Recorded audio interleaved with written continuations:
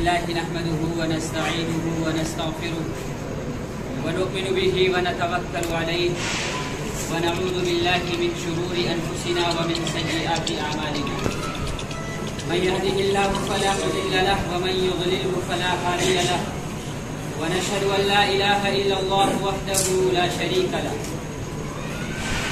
ونشهد أن سيدنا وسندنا وشفيعنا وحبيبنا ومولانا محمدا عبده ورسوله صلى الله تعالى عليه وعلى آله وأصحابه وأزواجه وأتباعه أجمعين، أما بعد.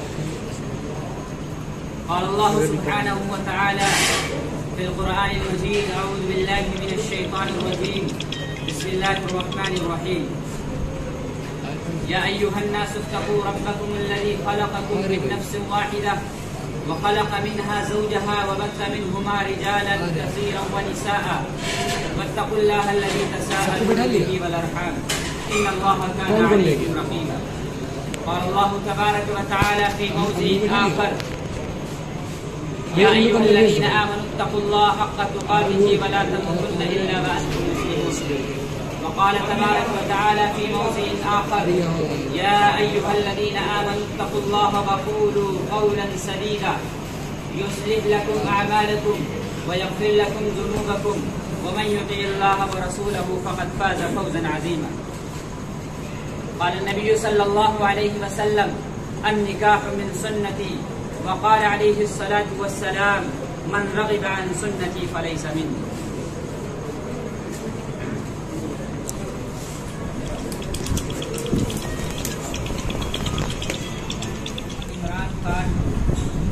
امیر خان مرحوم، آپ کا نکاح آسیہ پروین بنت سلیمان صاحب کے ساتھ میں بعوض مہر 25,000، 7 گرام کا ٹیکہ 31,000 اس کے بدلے میں ہونا چاہتا ہے.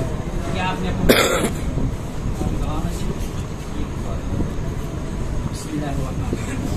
اللهم صل علی محمد